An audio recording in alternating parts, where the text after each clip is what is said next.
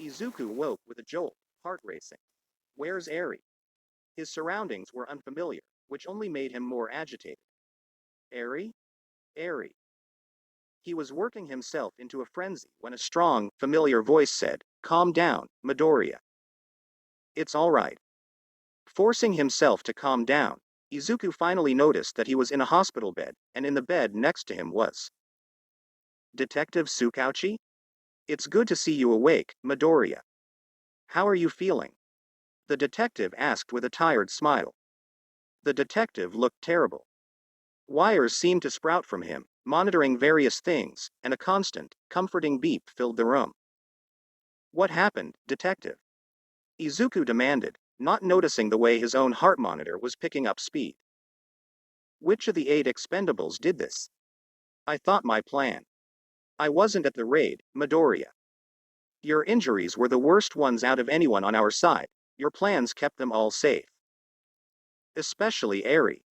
They're okay? Every last one of them. Where is Eri? Izuku asked, looking around like she might magically appear. She's just fine. She didn't have any injuries, they just have her in quarantine while they assess her control over her quirk. Where's everyone else? And what happened to you? Tsukauchi laughed a little, though he almost immediately winced in pain. You've been in a coma for 3 days, Midoriya. I'd be furious with you if I weren't so glad you're okay. 3 days? You were caught between 2 quirks that were both trying to destroy you, Midoriya. They may have cancelled each other out, but it put immense strain on your body. The doctors honestly didn't expect you to wake up for at least a week. Speaking of which, Tsukauchi said, pushing a button, we should probably let people know that you're awake. The nurse, at least. Izuku squeezed his eyes shut, shaking his head a bit. That makes sense. My head feels foggy. Yeah, I hear comas will do that to you. But to answer your questions, Midoriya, everyone else is gone because it's the middle of the night. It's actually a miracle we convinced them to leave. Your mother insisted on staying at the hospital all hours of the day until they agreed to put you in the same room as me so you would have company. Oh, and I forgot to mention, Eri is just right next door. Thank goodness. So what happened to you? I'll tell you my story, but you have to tell me yours afterwards. Deal. So the detective told Izuku about his assignment with Gran Torino. Partway through, a nurse came in, delighted that Izuku was awake. She checked his vitals and asked a few questions, jotting notes down in his chart, but Izuku only paid as much attention to her as necessary, captivated by the description of the man called Gigantomachia. His quirk was fascinating, but the longer Naomasa spoke, the more Izuku was consumed with the need to stop the man. He wanted to meet Gran Torino as well, an older hero that, shockingly, Izuku had never heard of before. The story was short, largely because he wasn't conscious for long. However, his stress was visible when Izuku began his story. The nurse had left shortly after he began. Even with his visits, there were a lot of things about being undercover that Izuku hadn't had time to tell him about. Every so often the detective's heart would speed up, but it usually got back under control fairly quickly. However, when Izuku got to the raid, Naomasa's heart rate was off the charts. Several nurses came rushing in, a crash cart in tow. I'm fine, Tsukauchi wheezed. Actually, do you have any antacids? Unsettled, the nurses inched away, glancing at his vitals. Let me get this straight. You were facing Chisaki Kai alone, the man obsessed with purity and cleansing the world of disease. And you sneezed on him. Yes, Izuku said uncertainly. This isn't supposed to be biological warfare. He literally could have killed you with his pinky. To be fair, he tried and it didn't work, Izuku said with a yawn. Oh did they take the spike out of my leg? You had a spike in, of course you did. Go to sleep, Midoriya, I think we both need it. Izuku yawned again. I'll stop getting stabbed in the leg when you stop getting thrown into trees. Touché. He was a little wary of going to sleep again. What if he slipped into another coma? But he was exhausted, and he fell asleep listening to the monitors that bore witness to them living on. Waking was much kinder the second time around. Sunlight streamed through the room's window, and Izuku felt a hand in his. Cracking his eyes open, he found the person he missed the most at the other end of that hand. His lips pulled into a half smile. "Hi, Mom." Inko's head jerked up from where she had been looking at her phone. "Izuku? Oh, my baby." The Midoriyas embraced in a flurry of laughter and tears. Inko pulled him close, murmuring, "I was so worried. I'm so happy you're okay." He let himself bask in his mother's presence, bask in knowing that he was safe again. He refused to be ashamed of the tears he knew were well earned. "The rest of the family is here," a remarkable loud voice proclaimed. "At least, those of us who aren't on duty at the moment." Saito stood in the doorway grinning widely. She was accompanied by Sasaki, Soma, and Nakamura, all bearing gifts of some sort. "You did it, little Midoriya," Sasaki said, her own eyes shining with tears. "Everyone made it out safe, and as far as the Yakuza know, you're either dead, in police custody, or on the lam." "Someone had to have seen me," Izuku protested. "Nope," Saito said, popping the pea. "Only Chisaki and Chronostasis know you betrayed them, and they're locked up so tight that their subordinates don't have a prayer of even communicating with them. And we have anyone even remotely powerful from the Shi Hasaikai locked up as well. The Deku persona lives on," Sasaki said. "Wow, someone in the hospital really likes you, little Midoriya." "It looks like your leg is completely healed where they had to remove the spike," Nakamura commented. "Let's not talk about that," Inko and Tsukauchi said in unison. A light knock interrupted the joyful reunion, and a bruised Sir Night-Eye stood awkwardly in the doorway. "You're all right then, Midoriya?" he asked hesitantly. "I feel a little like I got hit by a train, but I'm okay other than that," Izuku said with a smile. "I hear things were a success, no casualties." "Yes, and I came to thank you, Midoriya." "Much of our success can be attributed to you," Sir Night-Eye said, still shifting from foot to foot. "Okay, that is complete BS, Saito said, looking like she was seconds from exploding. "We were privy to almost all of the information little Midoriya gave you, and we were there at your briefing. That kid laying in that bed is the only reason that no one died." "Officer Saito, you're out of line," Tsukauchi warned. "With all due respect, sir, she's right," Sasaki cut in. "A lot of information was omitted during the debrief. He didn't even warn people he had an undercover agent in the field." "Oh, that's why Lemillion attacked me," Izuku muttered. "He what?" Several voices chorused. Inko stepped forward, a storm brewing on her face. "You're the hero that asked specifically for my Izuku, correct? You wanted him to be a part of this mission?" Unexpectedly cowed by the tiny woman, Sir Night-Eye said, "Well, yes. And I agreed with the assurance that his safety would come first. And you forgot to inform the team he existed. He also treated the police like we were a bunch of nameless minions to do his bidding," Sasaki said with the attitude of a child telling on someone they greatly disliked. Naomas's face was stone. "How so?" "Well, he didn't keep officers together based on their stations, instead he assigned them to heroes alphabetically," Soma explained. "Saito and Sasaki were in the same group without anyone else from our station to supervise." Tsukauchi and Izuku gasped in unison. If they hadn't been worried about Midoriya, they could have created a national incident. Tsukauchi spat, his heart rate monitor rapidly speeding once more. "We behaved," Sasaki pouted. "It could have been Kimura and Saito. But he barely treated us like people. As far as I can tell, we were just supposed to be extra numbers to give the heroes backup, which is frankly a little insulting," Saito said. "Isn't your quirk supposed to be foresight?" Nakamura interjected. "Even if you chose not to use it, one would think you would be at least a halfway decent strategist." Izuku silently agreed with what his co-workers were saying, but he hadn't been prepared to see the dangerous glint in their eyes. They looked ready to kill Sir Night-Eye, and at the moment Izuku honestly wouldn't be surprised if they did. As you can see, Sir Night-Eye, I'm just fine, Izuku said, very much attempting to send the man on his way. Thank you for your concern. You must understand, Midoriya, I really did care what happened. No, you don't need to say or explain anything, Sir Night-Eye. Police officers have been the butt of society's jokes for decades now.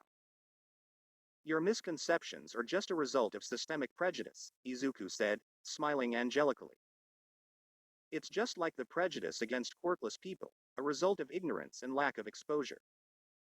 Every eye was riveted on Izuku, every breath held for fear of enraging the beast they sensed before them. I don't know what you've seen in the future for police officers or quirkless people, or if you've even cared enough to look. It doesn't matter, because I will change it, Izuku said gravely. Everyone is important, and everyone can make a difference. Well said, little Midoriya. Listen, Midoriya, Sir Night-Eye said, the smallest bit of his facade cracking. I know you know about my quirk, but I didn't use it for good reason. I don't need to know the reason, Izuku said calmly. But you, and most heroes, actually, need to know that you are still humans, just like the people you protect. Just what do you all think you're doing? A nurse shrilly asked from the doorway. A room this size will only accommodate 5 visitors at a time, it's posted outside. At least one of you has to leave. Saito made eye contact with each of the other officers before shrugging. Inko is definitely not leaving, and we're not leaving. Actually, Detective Tsukauchi looks like he has a few last words for Sir Night-Eye. I was wondering if I'm cleared to see Eri yet? Izuku asked with pleading eyes. She's supposed to be in quarantine because of her quirk, but she's been asking about you nonstop. Because of that and the fact that you know more about her quirk than anyone else, we've decided it's going to be better for her emotionally if she sees you, the nurse said, retrieving a wheelchair from the corner of the room. After helping transfer Izuku, the nurse directed him to the correct room. We'll let you reunite without one of us in the room because medical personnel seem to frighten her. Mrs. Midoriya, would you be willing to go with him to make sure he doesn't strain himself? Oh, absolutely. Inko said, hesitantly positioning herself behind the wheelchair. Izuku blissfully left Sir Night-Eye to the mercy of the other officers. He couldn't quite explain it, but he needed to see Eri, to make sure she was alright. When he finally did lay eyes on her, something in him eased, and tears pricked at his eyes. Mr. Deku? She asked in a tremulous voice. You're okay, right? He laughed, wiping away a few tears. I'm just fine, Eri, just really tired. Are you okay? I sometimes get a fever, but they say it's because of my quirk. Something in her faltered, and her eyes slid to her hands. I'm sorry, Mr. Deku, even after you tried to teach me, I can't control my quirk very well. I guess you wasted your time. She startled when he rested a hand on her head. I thought we got past you calling me, Mister, he teased her lightly. But can I tell you a secret, Eri? What? Deku isn't my real name. It was a secret name I used so the Shi-Hasaikai wouldn't know who I really was. I pretended to be like them so I could save you. I'm actually a police officer. Her eyes were wide when they met his. Like the ones who helped save us? Exactly like the ones who helped save us. A lot of them are my friends, actually. You can meet them later, if you want. But can I ask you for a favor? Sure. What is it? Well, it's actually 2 favors, he said, scratching the back of his head. First, I'd like you to call me by Izuku, my real name. And you're allowed to tell me no, but can I please have a hug? Eri thought for a moment before holding out her bandaged arms. I would like a hug, please. That was all the permission he needed to cradle the child close to his chest, feeling oddly paternal as he did so. She was warm, and so very fragile, and Izuku could have held her like that for hours if he hadn't heard the familiar sound of his mother sniffling behind him. Oh, Eri, this is my mom. Mom, this is Eri. The child's eyes flicked between the two of them. You look the same, almost. Yeah, we look a lot alike, don't we? Izuku said with a laugh through his tears. You're both crying. Is something sad? Eri asked. No, we both just cry a lot, Inko said. Especially when we're happy. It's nice to meet you, Eri. It's nice to meet you too, she said hesitantly. But I don't remember you crying when you were being Deku. I had to work really hard not to cry a lot, Izuku admitted. It was part of me pretending to be like the rest of the Shi Hasaikai. They stayed and chatted with Eri as long as the nurses would let them. She was doing as well as she could, given the circumstances, and Izuku wanted to fight to stay with her when they were asked to leave. Can we go somewhere to talk for a minute before I go back? Izuku asked, pleading with his mom. Yes, I think that's a good idea, Inko said, pushing him past his room. They found themselves at an empty waiting room. Izuku felt a little guilty when he realized just how familiar his mother was with the hospital. Mom, he started. Izuku, she said at the same time. You go first. No, Izuku, you go first. Izuku bit his lip, worried at how she would react to what he had to say. Mom, I know we're used to it being just the two of us, and I already brought Shoto into our lives. But, I can't just leave Eri to deal with things alone. She's already been hurt too much, and I can't stand the thought of her being put into the system and passed around when her quirk becomes too much to handle. We both have full-time jobs now, so I can help out too. I guess, what I'm trying to say. Izuku, I think we should adopt her, Inko said gently. It might be messy and complicated, but I saw that little girl, alone in the room next to you for 3 days. She looked so lost and lonely, and it broke my heart. I didn't know who she was, but she changed completely when you walked in. You make her feel safe, Izuku. She needs that. Trying, and failing, to blink away tears, Izuku embraced his mother. Thank you, Mom. Thank you so much. It seemed that whenever Izuku wasn't visiting Eri, he had multiple visitors at a time. Other police officers were a given. They were actually such frequent visitors that they had to be assigned visiting times, to give others a chance to see Izuku. Good work with the reconnaissance, problem child, Eraserhead said, standing in the doorway with his arms crossed. You're one of the best undercover agents I've ever seen, and I'm an underground hero.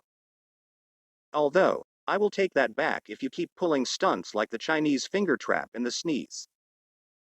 Don't worry. Just about everyone has threatened me with bodily harm if I try anything like that again, Izuku said with a smile. The station and I are contemplating investing in a protective bubble, Detective Tsukauchi said. Well, don't worry, kid, Aizawa said. Your involvement has been kept from the media, as well as Eri's existence. And like I promised, I won't mention you or anything you did to any other heroes. As far as they know, I don't even know you. The smallest bit of tension in Izuku eased.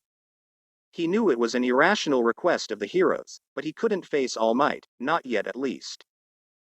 He was happy with his lot in life, but he felt queasy at the thought of the number one hero taking this from him as well. Thank you, it means a lot to me, Izuku said. While you're here, Aizawa, I wanted to ask you and Detective Tsukauchi something. I talked with my mom, and we wanted to see what the process of adopting Eri would be like. He held his breath, uncertain how they would react. The two men traded glances before Aizawa said, I win the bet, then. Tsukauchi groaned. I was sure it would have been earlier. Midoriya is a planner. He eliminates uncertainties before he acts, like he did with Todoroki, Aizawa said, producing a manila folder. Here's the beginning of the adoption process. If you and your mother fill this out before 5 o'clock tonight, we can try to expedite the process.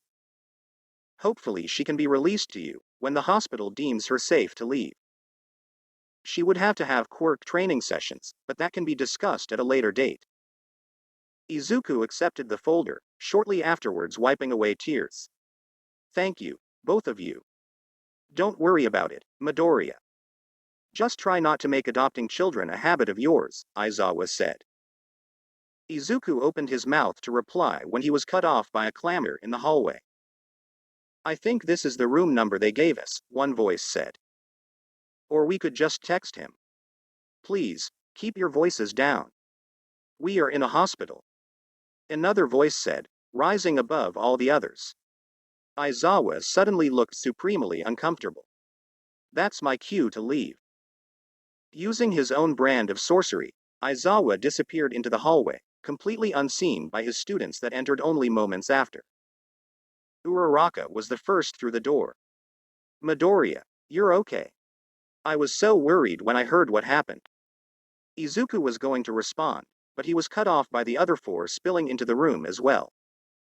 Shinso looked supremely annoyed next to Iida, who Ojiro was trying to convince to lower his voice. Shoto trailed behind, looking like he dearly wanted to take a nap. Hey, everyone, Izuku said, straightening up in his bed. It's good to see you all. You as well, Midoriya. Iida said, executing his signature hand chop. We were happy to hear of your excellent recovery. How are you feeling, Midoriya? Ojiro asked quietly. Oh, I'm doing just fine. Izuku assured them. I'm feeling better every day. Shinso looked him over with his tired eyes. If you're stuck in the bed too much longer, I might actually have a chance at keeping up with you the next time we go running together. Shinso, that is completely inappropriate for someone currently confined to a bed. Iida berated. Oh, lighten up, Uraraka said, shoving the boy's shoulder.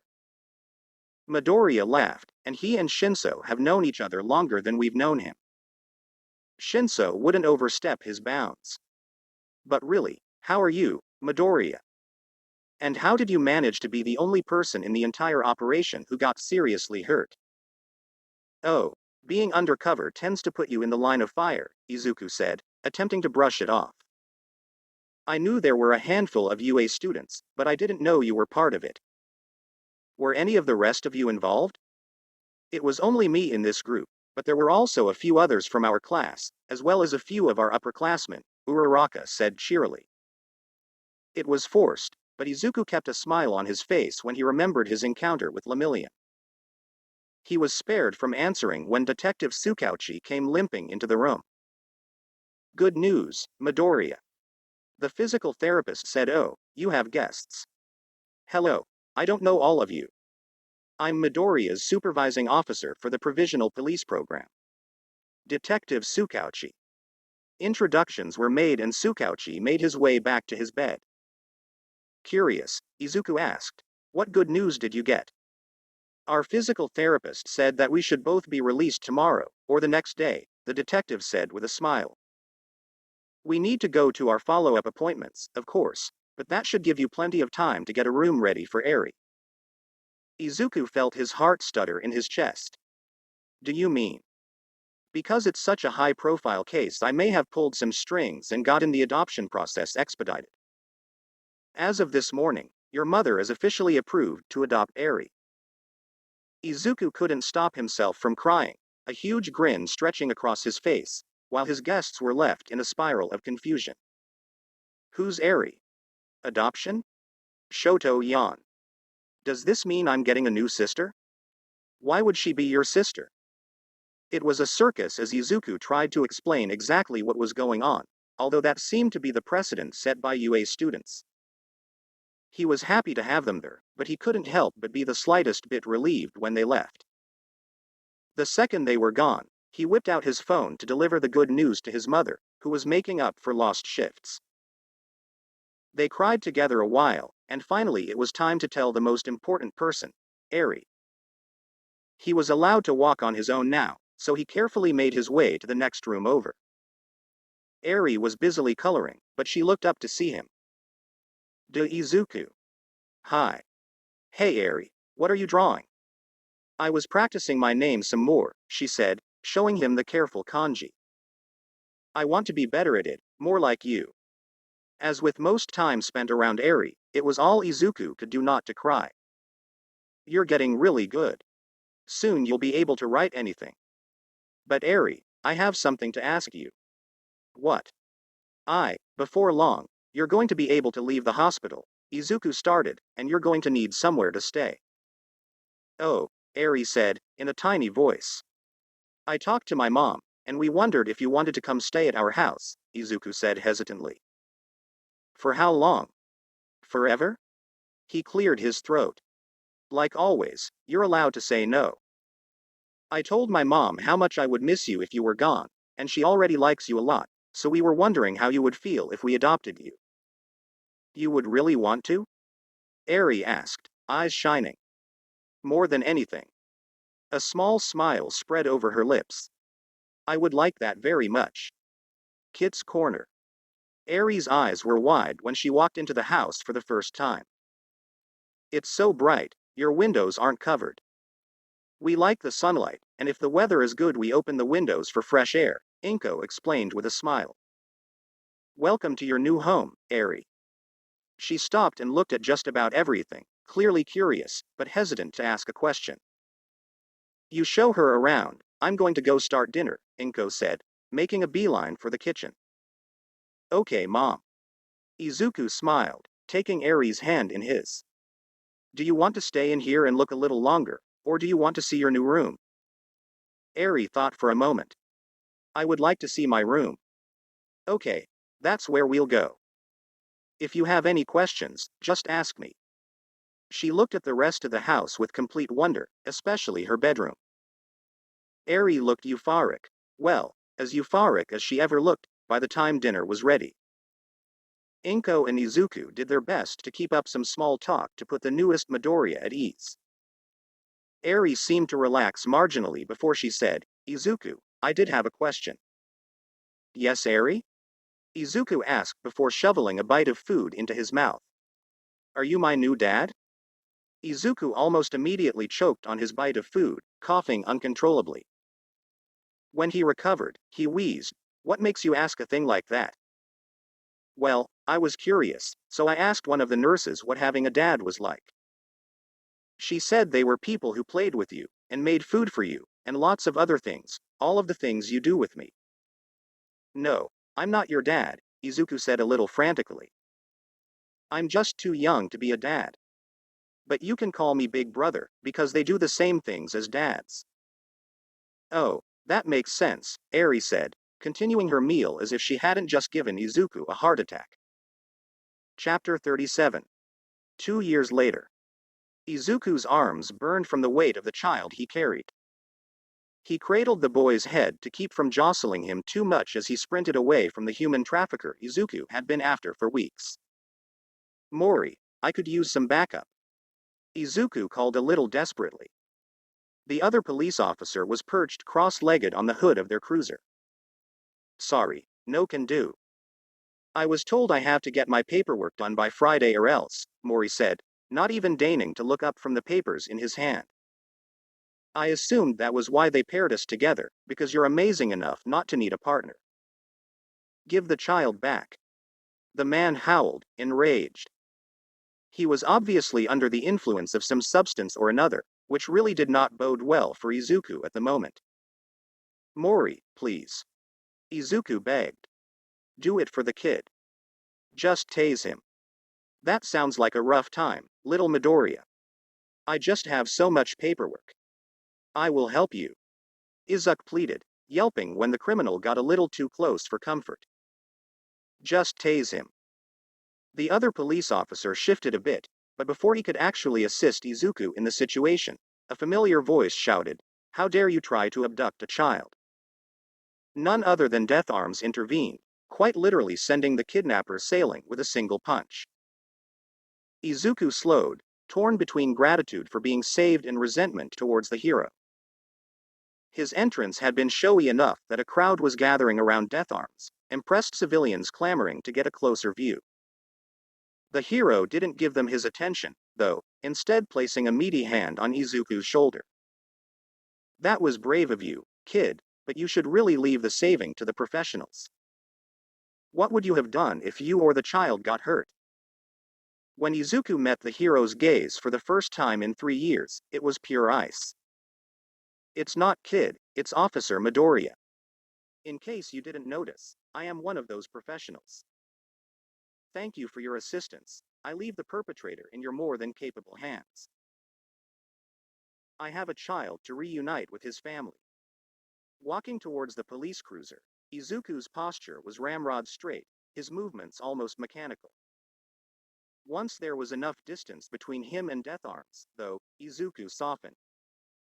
Looking at the child, he asked, "Are you okay? Does anything hurt?" "No, I'm fine. Can you tell me your name?" "Tsutsui Yuki." "Well, Tsutsui Yuki, your parents are waiting for you at the police station. Are you ready to see them?" Izuku asked. The kid was about Eri's age, and Izuku couldn't help the way his heart twisted seeing how spared the boy was. He gently helped Yuki into the squad car before facing Mori. "For that stunt I get to drive, and you have to do the paperwork for this case." Finally Mori looked up. "But I couldn't help you because of paperwork." "Do you really think that more paperwork will solve anything? You know the policy. You can do your paperwork in the station, and if it doesn't have any sensitive information, you could even take it home. But in the field is definitely allowed, especially when your partner and a civilian are in danger." Once inside the car and seatbelted, Mori pouted. "That guy didn't even touch you. You were perfectly fine." "I had to be saved by Death Arms," Izuku sighed as he started the car. "Do you know how humiliating that is?" The drive to the station was short, and the reunion between Yuki and his parents was joyful. It had become something of a common scene to Izuku over the past 3 years. Being involved in so many child abduction cases seemed statistically impossible, but it was like Izuku was a child magnet. Once the chaos subsided, Izuku was taking care of paperwork, from his most recent cases, like a responsible adult, when Saito came and leaned on his desk. "So you saved another kid, huh? Did you use the Midoriya snatch and sprint?" "The what?" Izuku choked. "You know, that thing you do with all the kids," Sasaki said, passing by. "When you take off running and you just scoop up the kid without even slowing down. I swear you barely even seem to notice the weight of the kids." "Am I that predictable?" he asked, mildly horrified. 53 instances of you using the snatch and sprint technique over 3 years, Tamakawa said tiredly from where he was organizing old files.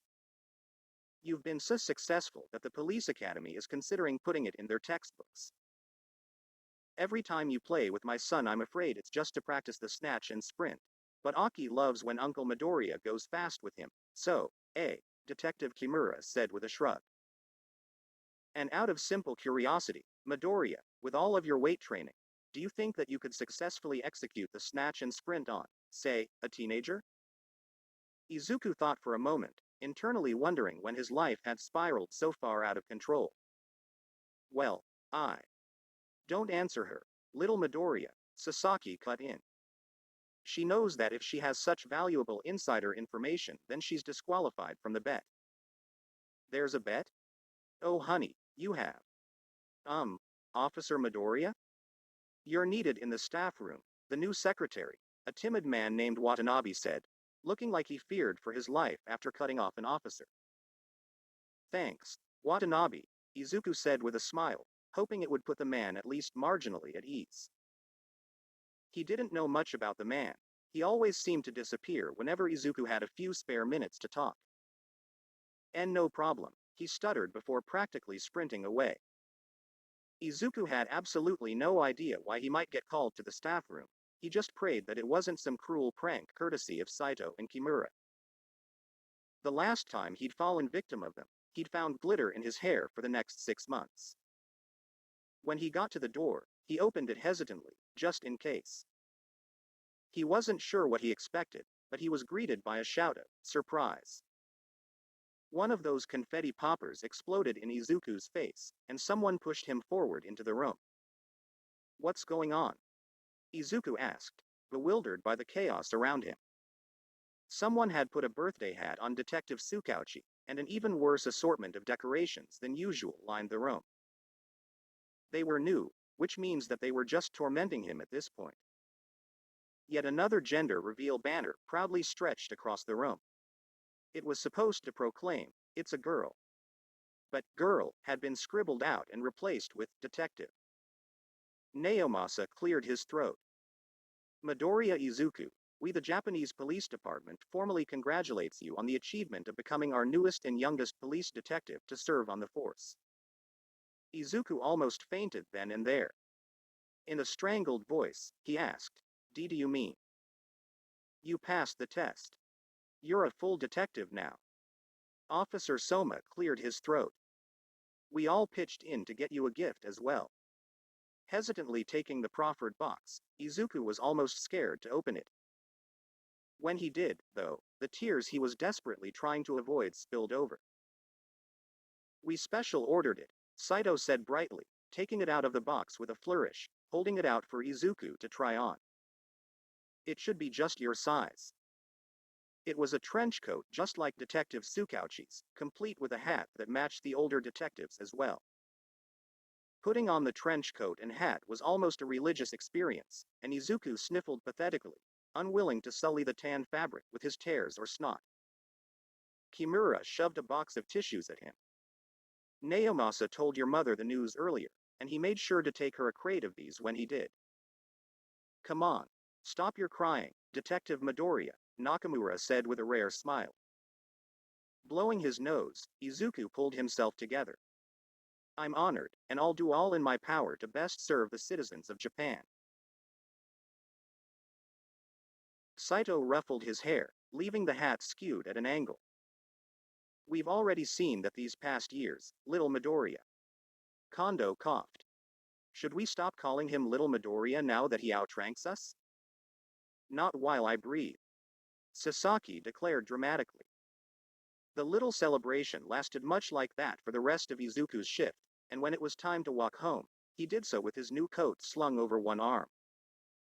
It didn't feel real. He scarcely believed he was a police officer already. But a detective? It felt impossible. Idly, he wondered what he would wear. Their station, more than any he'd observed, was fairly lax on dress code for the detectives. Naomasa wore more formal clothes because he chose to, but Kimura wore whatever she pleased. As a plainclothes detective, Izuku would do well to have the element of surprise, which means he would probably benefit from wearing something appropriate for his age.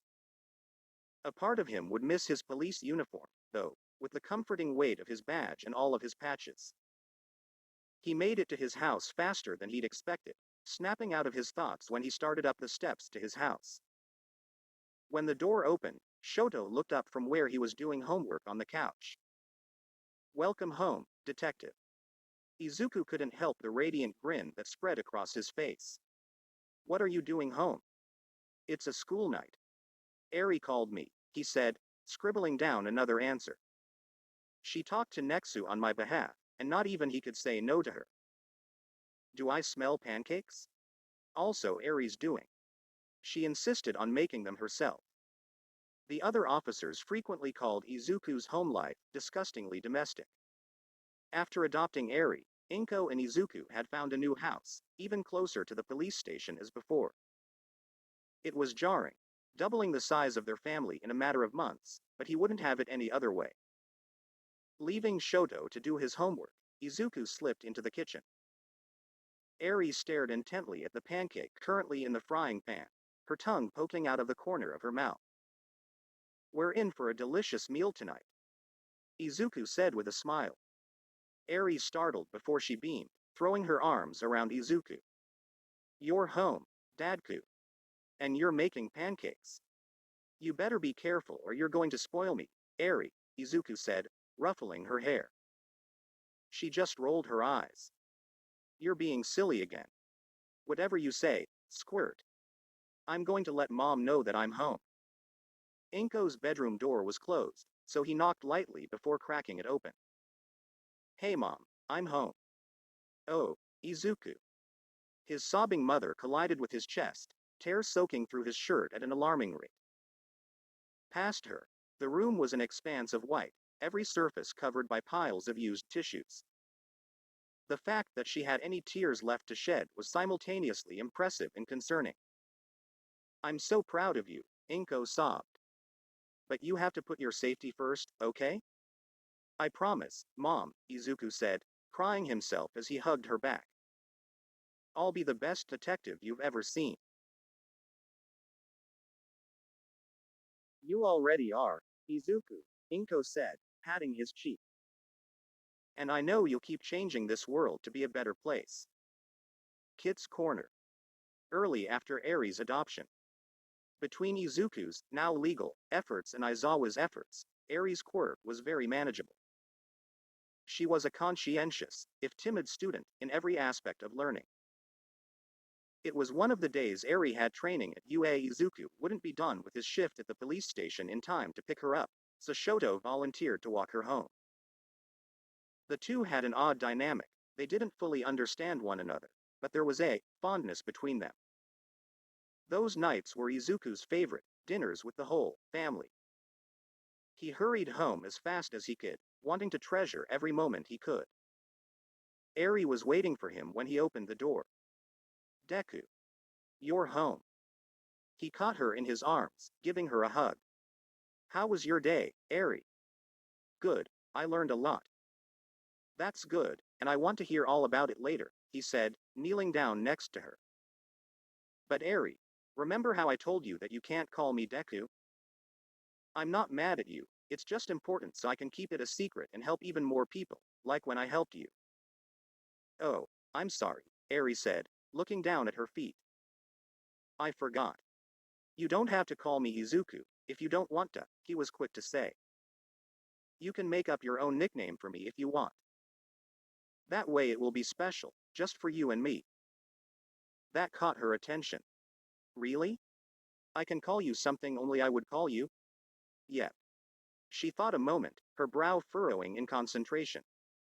Izuku could see the moment it clicked for her, looking up excitedly. I could call you Dadku. Izuku choked. What? Yeah, Dadku. It sound like Deku, so I'll remember it, but Dad instead. Why Dad? He asked in a strangled voice. I heard someone talking about moms and dads today. I have a mom now, so I know what that's like, but Shoto explained what a dad is supposed to do. They're supposed to protect you, and teach you, and take care of you, and you do all of those things for me. That makes you my dad, right? Izuku gave plenty of flustered explanations and protests, but in the end, Dadku stuck. That night, after dinner, there were more than enough pancakes for everyone. It was a happy dinner, full of laughter and tears, not necessarily in that order. Inko had a few things to take care of, so it was left to Izuku, Eri, and Shoto to clean up after their meal. Eri watched Izuku and Shoto washing and drying the dishes respectively. Her time in the Midoriya household had made her more comfortable, bolder. Shoto, do you have Uraraka's phone number? A plate nearly slipped out of Izuku's grasp as Shoto said, yes, why do you ask? A devious grin spread across Eri's face. If we have a party to celebrate Dadku's promotion, we should invite her. Izuku covered his bright red face with an arm. Eri, that's really not necessary. Shoto's facial expression didn't shift in the least, but he got the same devious look in his eyes that Eri had. But there would be a lot of people at the party. Maybe we should invite Uraraka to dinner sometime. They would have continued, but Izuku placed the last plate in Shoto's hands. I just remembered, I have some paperwork to take care of, he said, fleeing the room. Chapter 38. Both his family and his coworkers wanted to throw a real celebration for his promotion, but it wasn't meant to be. His being appointed as a detective coincided with a spike in crime, the likes of which hadn't been seen since the days before All Might. Between his schoolwork and detective work, Izuku's days were full. And it appeared that they were only going to get fuller. About a month into things, Naomasa called Izuku into his office with that pinched look he got whenever upper management wanted to send Izuku into a highly dangerous situation.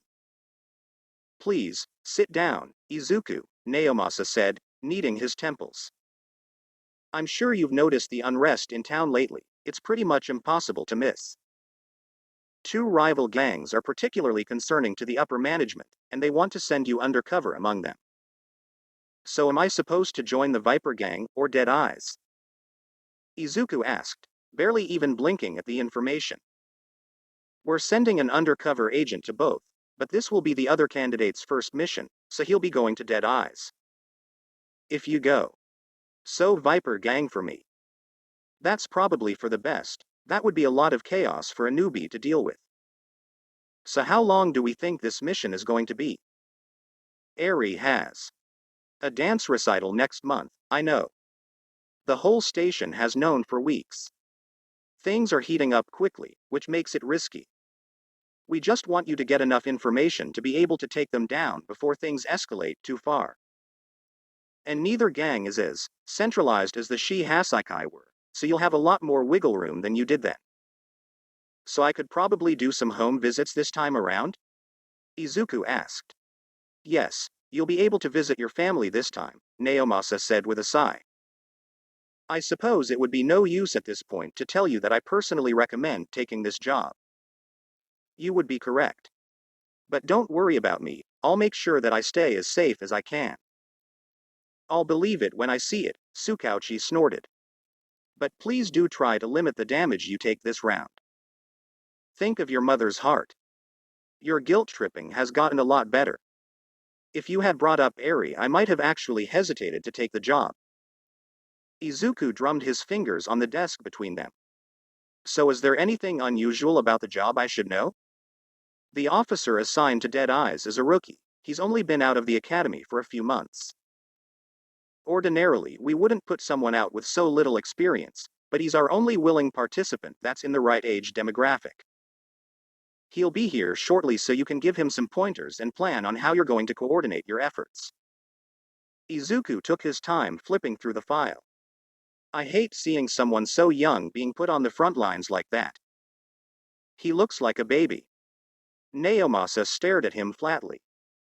The fact that you see no irony in that statement means it's time for you to get out of my office.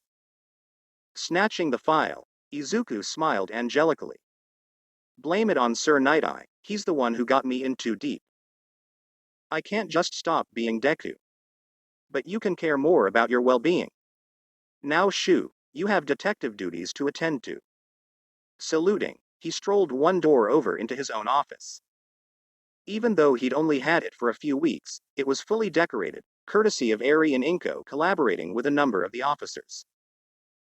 Stain's sword was proudly hung on the wall, only outshone by the numerous pictures Eri had drawn for him. Inko had gotten him a coat rack specifically to hang up the coat the station had gifted him. There were a number of other chairs for when he had to speak to others, but they were usually covered in quirk analysis that he needed to mail off. Speaking of analysis, he had some requests piling up. The other precincts had caught on that he was a sucker and would frequently send them analysis if they were really stuck on a case. He took enough time to clear of one of the seats of files before diving in. He was eyeballs deep in one said case when there came a light knock on the office door. Midoriya, he's here for you, Kondo said, shoving an unfamiliar police officer inside before abruptly leaving. The officer was young, and twitchy enough that there was no doubt he was barely out of the police academy, even if Izuku hadn't gotten a look at his file. He could appreciate that Takane seemed to take his job seriously. He was the image of regulation dress code, from the exact degree he hung his holster on his vest to how immaculately his blonde hair was groomed. Like Izuku, he had a plainer face, which would be perfect. Sorry to bother you, but I think I'm in the wrong place. I'm looking for Detective Midoriya. Izuku stood, silently wishing that he would have put more effort into actually cleaning up his office. It was kind of a disgrace without this officer doubting that he was actually a detective. No, you're in the right place, he said, holding out a hand. Detective Midoriya Izuku, at your service. The officer froze, brown eyes impossibly large. Midoriya? The Midoriya Izuku? I hadn't heard that you'd made detective, sir, my apologies. No. There's no need to bow, Izuku said, frantically waving his arms. I definitely don't look old enough to be a detective, I'm not offended. I promise. He snapped out of his bow, his back ramrod straight. I am Officer Takane Say. If I may be so bold, Detective, the stories of your perseverance are what got me through the academy. I had not realized you were so accomplished at a young age. Really, you don't need to be formal around me. We're going to be working on this case together, so we need to be comfortable with each other. Please, sit. Takane relaxed slightly, but only slightly. He was pale, and he didn't seem fully in control of his speech. You're actually the reason I became a cop, detective. I always wanted to be a hero to help people, but I couldn't pass the entrance exams. I was discouraged, but then I saw you and everything you did during the Hazuka incident. That helped me realize that I don't have to be on the hero billboard to achieve my dreams. Really? The Hazuka incident? Most people have never even heard of it, Izuku said, amazed. He looked down. I'm kind of a fanboy. I follow Edgeshot really closely. Izuku stuck out a hand. Officer Takane, welcome to the force. I think we'll get along famously. The two shamelessly talked about heroes for a good hour. Takane was deeply passionate about the more obscure, underappreciated heroes, so Izuku didn't even have to try to steer the conversation away from All Might. And that is exactly why Mr. Brave should be ranked higher than he is. Takane said, slapping the desk between them. I'm not saying you're wrong, Izuku said, holding up his hands. I'm just saying that he needs to do something a little more to set himself apart from other heroes if he wants to boost his rank. He makes a sword out of his hair, Midoriya. I only wish my quirk were half that cool. Well, Stain made a much bigger name for himself using that sword, Izuku said, wildly gesturing at the katana hanging on his wall. No, the officer hissed, looking faint. Say it ain't so. You're also the Midoriya that took down Stain? You're the Midoriya that started the quirkless movement? I started the what? Izuku squawked. You don't know about it? Most people forgot about how Stain was taken down a month or so after it happened, but it started an uproar in the quirkless community. It started with one girl selling quirkless pride t-shirts online, but now it's a whole movement. I think they're planning something big this year, something public. Okay, now you're just messing with me. Takane's eyes caught the save my fanny pack and a stupid grin spread across his face. Is that the fanny pack that started it all? That's actually fanny pack number 4. After the first two, we learned that we needed to special order them with the most durable material we could find. Then what happened to the third one? Yeah, little Midoriya. What happened to the third one? Someone shouted from their desk. Remind us. Izuku exhaled slowly in an attempt to fight the redness creeping up his face. It was a casualty in one of my previous undercover operations. A casualty? I was fighting a villain that wouldn't be affected by my sword, so I threw the fanny pack at them. Takane looked confused. And the villain stole it? Ate it. Actually, Tamikawa said, slipping into the office to set a file onto Izuku's desk. The villain ate the entire thing and earned Midoriya his first and thus far only formal reprimand. Et tu, Sansa? Izuku asked. The don't rape me kit ain't cheap. Kimura yelled.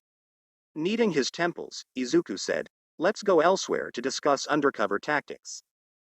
It will be quieter there. Throughout the rest of the day, Izuku was repeatedly impressed by Takane. He had the makings of an excellent police officer, and he picked up on what Izuku taught him with no problem. Before they realized, their shifts were over and it was time for Izuku to go pick Eri up from her weekly quirk training with Aizawa. Here's my phone number if you think of any more questions, he said in way of parting. You'll have a little more time than me before you get sent out. Just remember what we've planned together and that you're not alone. Waving goodbye, Izuku turned his back on the officer, completely unaware of the lengthy journal entry that would feature him that night, one not dissimilar to his own multitude of analysis notebooks.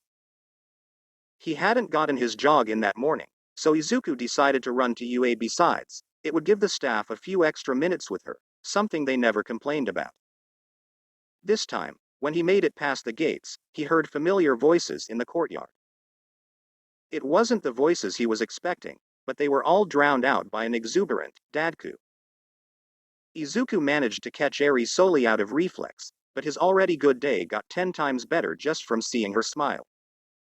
How was your lesson, Pipsqueak? Great. Mr. Aizawa didn't have to stop my quirk at all. That's amazing. We'll have to celebrate at home tonight. Also, Uraraka told me she would stay to talk to you, Eri said in a truly abysmal attempt at a whisper. Izuku felt his face flush, and he glanced over to see where none other than Uraraka stood. Thankfully, he was safe from making a fool of himself. Shinso, Ojiro, and Iida waited for him as well. He shifted Eri only his hip, carrying her like he always had, no matter how big she was now. Hey guys, how are you? Busy, but good, Ojiro said, wagging his tail for Eri's benefit, noticing how her eyes glued to the appendage. Aizawa has threatened us with expulsion 3 times today, but I think he's mostly sick of senioritis. Well, you guys need to stick it out, you just started this school year, Izuku teased. Speak for yourself, Midoriya, Shinso yawned. You're already exactly where you want to be, I don't think you can talk to us about senioritis. Shinso, you must be respectful to him. It's fine, Iida, Izuku said. Besides, my 3rd college degree disagrees with you, Shinso. Touché. How are you, Uraraka? Izuku forced himself to ask, his cheeks only slightly flushing. Oh. I'm good, just busy like everyone else, she said. Eri and I need to get going soon, but before I leave I have something I wanted to warn you guys about. That goes for you too, Aizawa. A few of the students began, wah, before cutting off with a scream as Aizawa appeared, dropping down from a nearby tree. At least one person has taken my teaching to heart, the teacher grumbled. Did you all really think that I would leave you in charge of Eri without an adult? So what did you need to tell us, Midoriya? Iida asked. I'm going on another undercover mission soon, he said, bouncing Eri slightly. I realize most of you haven't worked with my undercover persona, but he's gained notoriety. Deku cannot be compromised, or there will be a lot of trouble for a lot of people. If any of you end up working with this case, or any of them, for that matter, I need you to act like you don't recognize me at all. That's been the agreement from the start, Aizawa said. I feel like you're not saying something even more important. If it feels natural, do mention that we've got an undercover agent, Izuku said seriously. Don't act like you know the agent, either, but acknowledge their presence. There needs to be an explanation for why all of these organizations keep getting busted, and Deku can't be the common thread. I need to be arrested with everyone else. Are you sure? Ojiro asked. That's how it has to be. The police are already well versed on how to handle the situation, but Deku needs to be secure. You can trust us, Aizawa said seriously. Kit's corner. Takane left Midoriya's police station feeling a bit numb. His mind kept replaying certain scenes and stories. The most frequent, however, was the first time he had ever seen Midoriya. He was just an officer at that point, barely noticeable among the swarm of other officers. Honestly, the police had always been sort of invisible to say, he was just there to see Edgeshot in action. The fight was exciting until the heroes started to falter, and the whole situation seemed hopeless. Then, at the last moment, this tiny police officer rushed forward, bringing the villain to his knees with a well-aimed pitcher of lemonade he'd commandeered from a nearby stand some neighborhood kids were running. Somehow he'd figured out that the acidity from the lemons would counteract the villain's quirk, and then it was all over. A number of people rushed to thank or congratulate the officer, but he ignored all of them, vaulting over a chain-link fence to assist the family that the villain had been using as hostages. Sei had been so interested in this officer that he stayed and watched even after Edgeshot had left. The officer talked to the family for quite a long while, and they visibly relaxed. He helped them to a police car before vaulting over the fence once more, pulling out his wallet and handing what was likely far too much money to the children still occupying the stand. 6 months later, when he found himself beginning at the police academy, the Hazuka incident was brought up in class. The teacher looked weary as soon as it was brought up. Listen, the officer responsible for that is unusual. Midoriya has a gift for quirk analysis beyond anything we've seen before. While he is gifted and has been instrumental in a number of cases, clever tricks are no substitute for experience and technique. Open your books to page. The instructor rarely had anything kind to say about Midoriya, but Sei was quickly finding himself a role model. The tales of Officer Midoriya were traded amongst the trainees, some with derision, some with awe. When he'd been assigned as a detective Midoriya's partner for this mission, he'd assumed that the detective was the infamous officer's father, but no. His partner was the Midoriya. There were a handful of other infamous officers at Midoriya's station as well, but Sei didn't think he had the brainpower to deal with it at the moment. His reaction on first meeting the detective wasn't great. He felt like he had made a fool of himself on several levels, but somehow Midoriya made it far less embarrassing. In a rare turn of events, somehow the detective was even more of a fanboy than Sei. But the final and potentially biggest shock came when they began planning. Not only was Midoriya his role model, the kid who took down Stain, but he was also Deku, the cryptid of Musutafu. He himself had an extensive notebook trying to piece together any and all information about the man. He wasn't a villain or a vigilante, really, but he was dangerous, and no one could agree on any specifics, not even what he looked like. All that was known for sure was that he had a scar through his eyebrow and he carried a katana. Hair color, eye color, face shape, no one could ever agree. It was just assumed that you would know him when you saw him. Takane looked across his various notebooks in dismay. How? How were they all the same man? And how was he younger than Sei? Chapter 39. Kit takes over. You want to what? Izuku asked, pausing outside the door to Valiant's dojo. You don't have to if you don't want to, Inko assured him over the phone. Eri seemed interested in it, but it takes groups of 3 to participate. It's a competition, but there are classes that teach you everything you need to know. I already checked, it should fit into your schedule, but don't worry about it too much. Sure. I'll let you know soon, Mom. I love you. Their conversation haunted him as he changed into his dojo clothes. It distracted him so much that he completely forgot about Ojiro's tail in the middle of a sparring match. It plowed into his abdomen with the force of a bulldozer, leaving Izuku collapsed on the mat, winded and bruising. Midoriya, are you okay? Ojiro asked, dropping to the ground next to him. Fine, Izuku wheezed, not even trying to sit up yet. That was a good move. You should keep it. I appreciate that, but I know that it's not good enough to take you down like that. What happened? It isn't like you to get distracted, Midoriya. He finally forced himself to sit up with a groan. My mom called right before I got here. Nothing's wrong, she just had an idea that I'm not sure how I feel about. Well, what was it? Ojiro asked, unaware that his tail was wagging. Eri saw something about taking makeup classes and at the end there's a competition. It needs 3 people, so it would be my mom, Eri, and me. There's nothing wrong with it, and Eri would love it, it's just not something I've ever thought about. Izuku smiled awkwardly, scratching the back of his head. It sounds kind of stupid now that I say it out loud. I would feel a little uncomfortable about it too, Ojiro said. But it could be useful, couldn't it? Huh? Oh, Hagakure was talking about what a shame it was that she could wear makeup regularly like the other girls.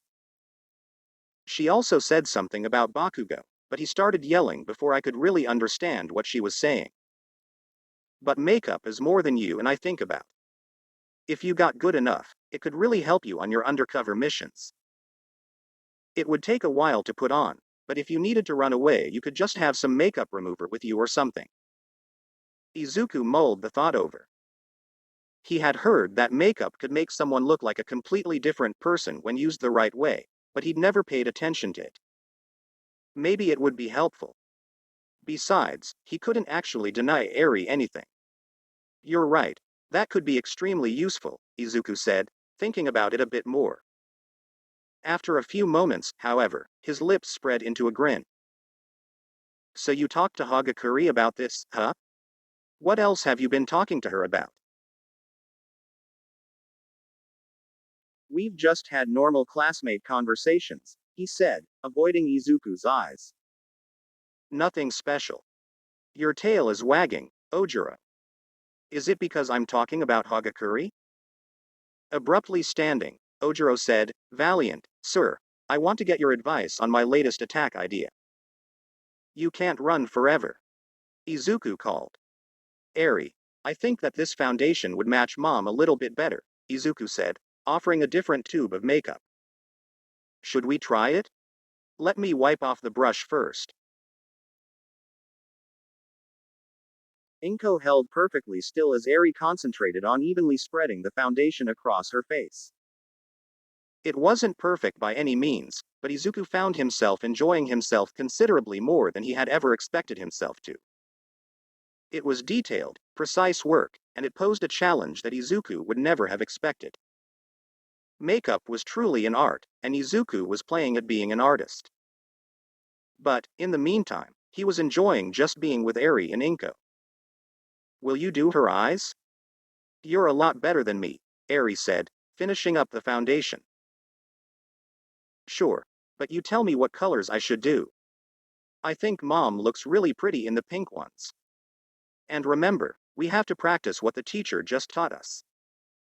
I think you should do it, contouring is hard. I'll do the lipstick. The two worked until the teacher stopped by, examining the work that they'd done. You need to blend this out just a bit more, but that's actually very impressive for a beginner. Well done, Midoriya family. They didn't win the competition, but the makeup didn't stop there. Eri frequently asked Izuku to help her do Inko's makeup, or to occasionally do hers. On a handful of occasions she wrangled Shoto into being their model. It never took much convincing. At one point Shoto confided in Izuku that he found the feeling of makeup brushes against his face to be relaxing. It was a skill that Izuku was determined to keep a secret. Naturally, it was doomed not to stay that way. Fate had been conspiring against him that day, it had to be. The officers were no strangers in the Midoriya household, but it had to be Saito who happened to walk in on Izuku finishing Inko's makeup, directed by Eri. The officer halted in the entryway, face completely blank with shock. In response, Izuku froze, brush poised in midair. They stared at one another for a tense moment before her lips turned upwards into a wicked smile. Interesting, little Midoriya. Very interesting. Saito's reasons for coming to the Midoriya household that day were never to be known, but it was only a matter of minutes after her disappearance before Izuku was barraged with texts about his new hobby. He expected some teasing and questioning the next day at work, but his heart nearly stopped when Tsukauchi called him into his office. Why yes, sir? Izuku asked, hovering in the doorway. It's nothing bad, Midoriya. You can stop looking like I'm about to kick you off the force. Tsukauchi smiled, gesturing for Izuku to sit down. I've been thinking about your escapades in makeup. Have you done your own makeup at all? Only once or twice because Eri wanted me to, Izuku said nervously. You should do it some more, the detective said. It could be a great temporary disguise for shorter jobs. Work with it, see what happens. There were a number of reasons that those who knew of Deku considered him a sort of urban legend, or a cryptid. Deku's legendary status was only reinforced by the fact that no one could quite agree what his face looked like. In short, taking a makeup class ended up being one of the most valuable skills Midoriya Izuku ever learned. If the female officers forced him to do their makeup whenever they had a date coming up, that was their business. Question and answer. Is this the arc that was set up in Chapter 1? Yes. I'm working on it, but soon we're going to see the result of the prologue. Things are really picking up. Expect to see some major action in the next chapter or so. How old is Takane? Takane is fresh out of the police academy, almost 19. Are we going to see more about the quirkless movement Takane talked about? We're definitely going to see more about the quirkless movement. I've been planning that bit probably for about a year now. It's going to seem very thematic for the moment. Does Izuku realize he's basically got multiple fanbases? Izuku has no idea that it's to that level. I think he would die of embarrassment if he did. How did you get the idea for this fic and arson? Arson started because I went through a phase where I was really into fics where Izuku actually did have a quirk. I kept thinking about the possibilities, but since it was my first in-depth fic, I wanted to be able to reconcile it with canon as much as I could. As you can see, I'm slowly getting more comfortable with canon divergence, but the most important thing about writing to me is that the characters stay true to themselves, so I'm trying to do the best I can given the things that are different from canon. I actually got the idea for Detective Midoriya from a prompt on AL3. It was just supposed to be a short, fun story, a palate cleanser if you will.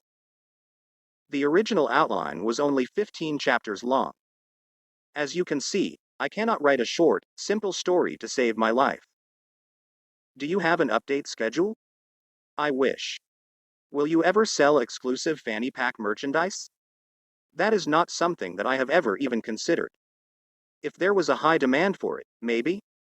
I have like no online presence, though, and if I did start selling them, I'm fairly sure that Kit would murder me in my sleep.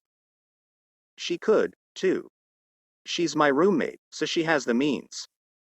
In a shocking turn of events, Kit hates the fanny pack because she thinks they're hideous. It's extra offensive that I made it bright yellow. I don't know what her complaint is, though. She watched the first BNHA movie with me, and if you've seen that, and subsequently Izuku's suit, you'd know that unfortunate fashion choices are kind of Izuku's thing. What do you go to school for? I actually have a lot of areas of study, but the main one is English. Before you jump to critique my grammar or harass me about my typos, know that I write and type up fanfic in my free time, which is usually around 3 in the morning. This means that my brain isn't fully operational. In other news, I have had some massive writer's block since the semester ended because whenever I pick up my pen, for at least the first half hour, everything that ends up on the page sounds like my academic writing, which isn't ideal at the moment. Kit is going to school to be a geneticist, BTW. What are your favorite colors and why? Is there a particular thing you like about that color? My favorite color is green. A large portion of this is because I have a deep love for plants, and I have 30 plus houseplants at the moment, but it's also such a serene, unaffected color. I grew up in a place with a lot of evergreens, and something about the deep color that feels innately calm and whole to me. Kit's favorite color is yellow. She says, yellow is the color of life. A picture without yellow in it is completely bland. Nature without yellow wouldn't be actually alive. So, how's life? All things considered, life is pretty good. I've got some serious anxiety paired with some serious writer's block at the moment, but I'll make it through. I intended to have this to you guys forever ago, but the aforementioned problems were compounded with my sister stealing my laptop for a few weeks, and that's my only effective way to get these things done. Sorry, but I hope you guys enjoy this short story. Kit and I had a really fun brainstorming session, and I don't totally feel like I've done justice to the idea, but I guess this is better than nothing. Thanks for reading, and I hope to hear from you all soon. Chapter 40. The Viper Gang was nothing like the Shi Hasaikai. It was almost laughable how easy it was to infiltrate the group. He didn't even get a decent fight out of it. They were woefully unorganized, but they were dangerous in a different way than most of the people Izuku had dealt with undercover. While the majority of the Viper Gang were largely unskilled and untrained, there was a stunning number of them. Like the mythological Hydra, if you took one of them down, there were 2 more gang members there to take their place, armed and desperate. These were people who had largely given up. They felt they served no purpose in life, so they were sent out with illegal firearms. It was a community of the weak, the desperate, and the hopeless. It was almost sad how poorly hidden their base of operations was. Izuku had been given the information, but even if he hadn't, the creepy abandoned warehouse with the Viper Gang symbol spray painted across the bricks would have been one of the first places he decided to check. Slipping inside didn't prove difficult at all. In fact, a timid teenager took one look at his katana and held the door open for Deku. Inside, gang members milled around everywhere. All ages and types laughed, thought, and shouted together. It was complete chaos, but it could be navigated. Walking through, the hierarchy of the gang was obvious. The attitudes between the higher and lower ranking members was night and day. Or in this case, it was the difference between the scared boy who opened the door for Izuku and the man who stepped into his path casually slapping a baseball bat against his hand. "And just what do you think you're doing here?" he asked in a gravelly voice. Deku barely glanced up to meet the man's gaze, quirking an eyebrow. "And who are you that think you deserve an answer?" "Mouthy. That's not a very smart thing to be here," he growled, advancing. "Let me show you how things work around here, little boy." He pulled his arm back, telegraphing his movements in the worst way. His bat met Deku's sword, and the sword won. "You don't want to continue this," Deku promised, while the man stared at where half of his bat laid on the ground. "Where's your leader?" "I have things to discuss with her." Unexpectedly, the man bristled. "You may be stronger than me, but—" "Calm yourself, Hanada," a sharp voice called. The crowd parted for a tall, regal woman covered in scales. If pressed, he could likely kill every person in this room. At the very least, Deku could dismantle this entire organization in an afternoon. The warehouse fell silent as the name, Deku, reverberated through the place, people staring at him in a mixture of awe and horror. Deciding to capitalize on the momentum, he sheathed his sword and said, "Fukuoka Yuki, or should I call you Viper?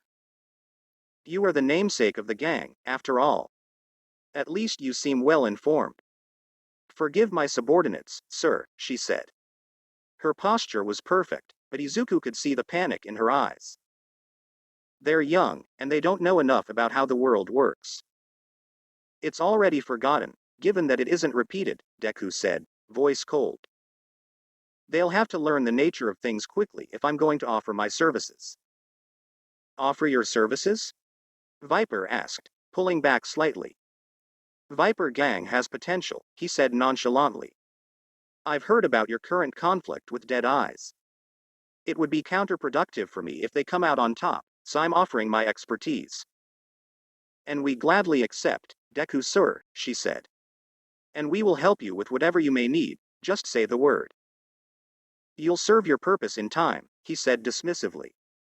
"For now I need to hear any and all plans you have to attack Dead Eyes."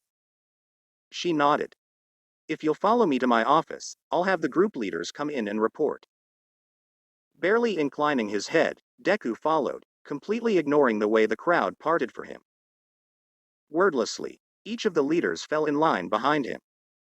While Deku was silently impressed by their obedience, he was completely unaware that Viper was impressed by the same thing. She was far from having an iron grip on her gang, but even those that had never heard the name, Deku, before could feel that this was no man to trifle with.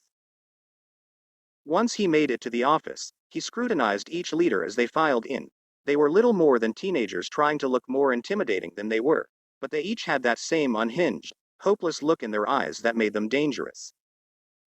They were volatile and unpredictable, but Izuku got the sense that if these 7 fell, then the Viper Gang would no longer be a threat.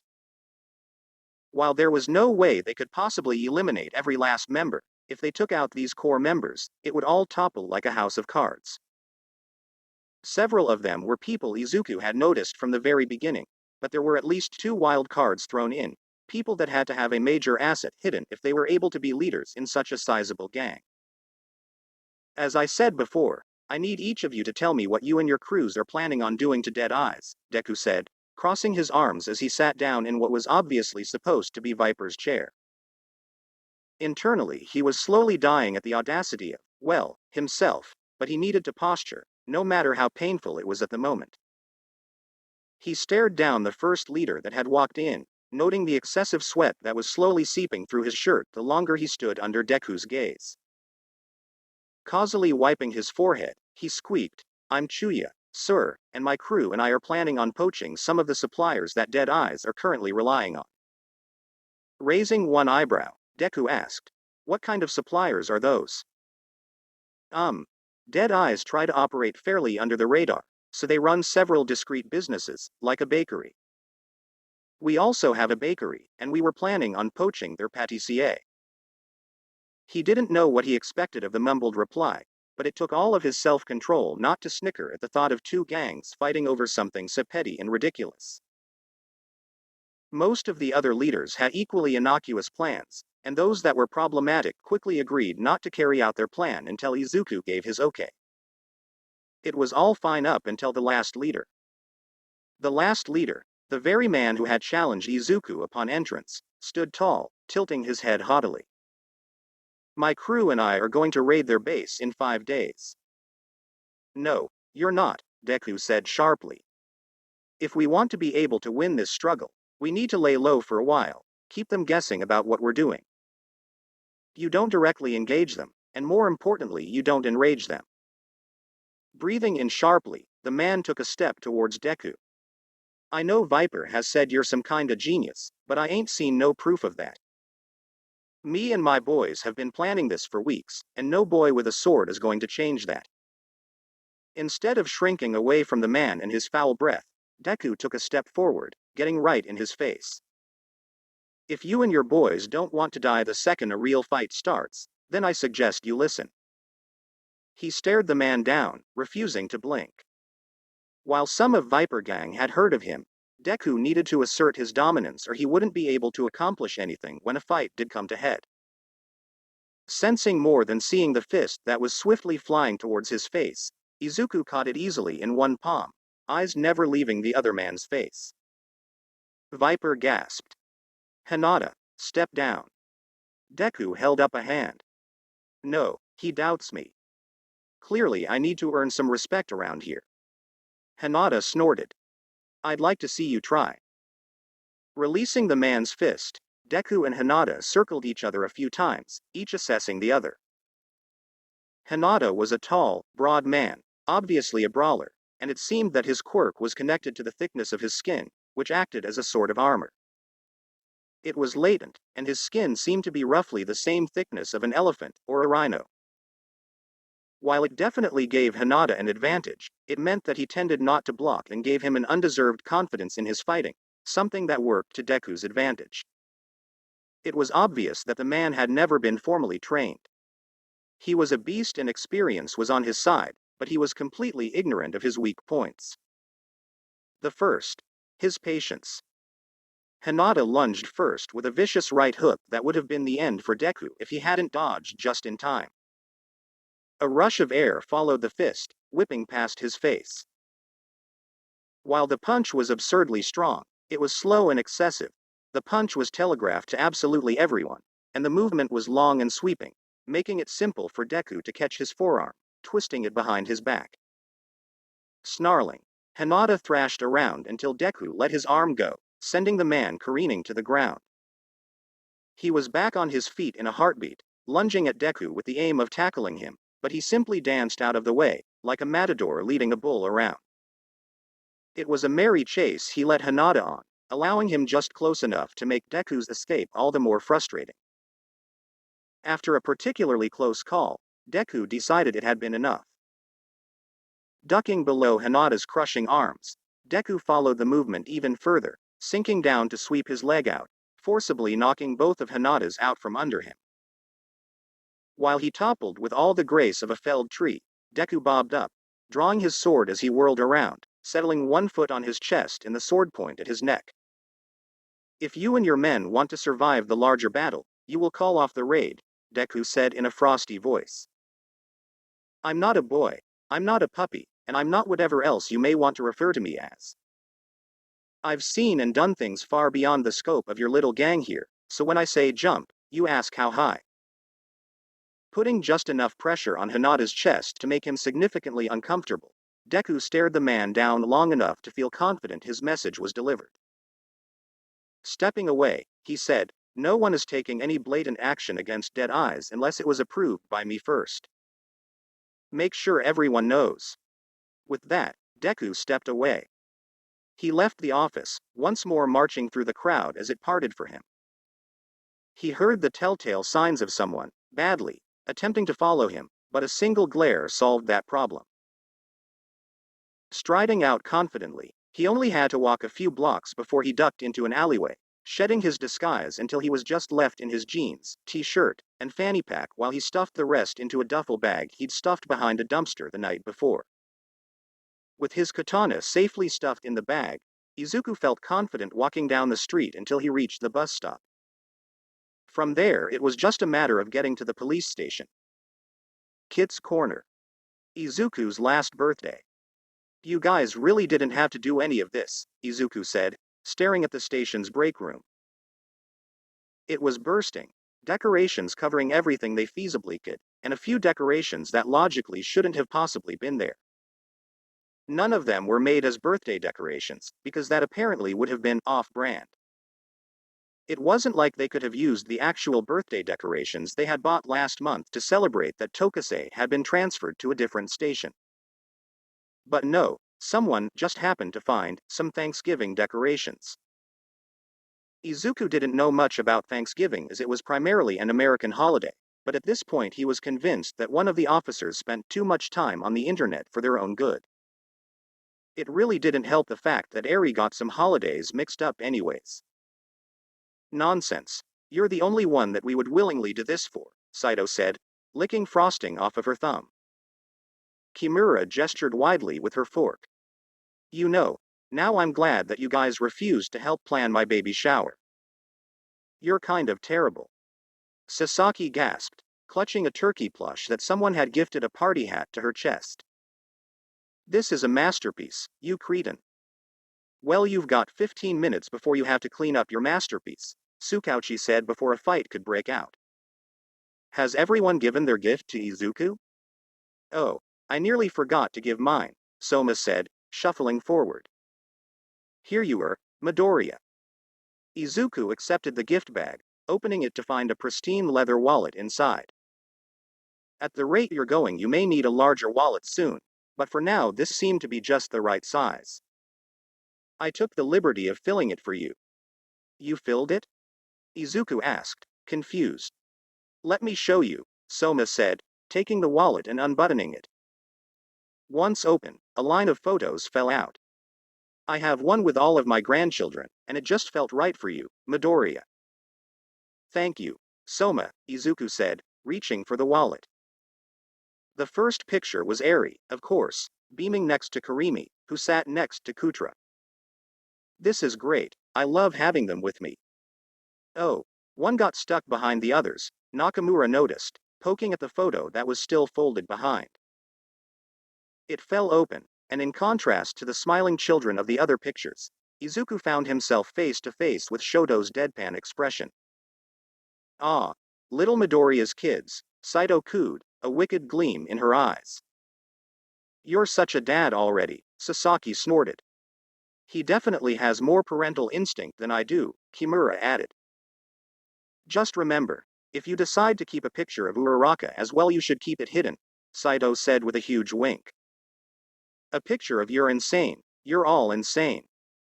Izuku proclaimed, hoping his cheeks would stop flushing. Thank you for the gift, Soma. In the meantime, I think I hear Tsukauchi saying that he needs me out there. Tsukauchi is still in here, Saito called behind him. Not for much longer, the detective in question said, following Izuku. Now clean up all of your turkeys.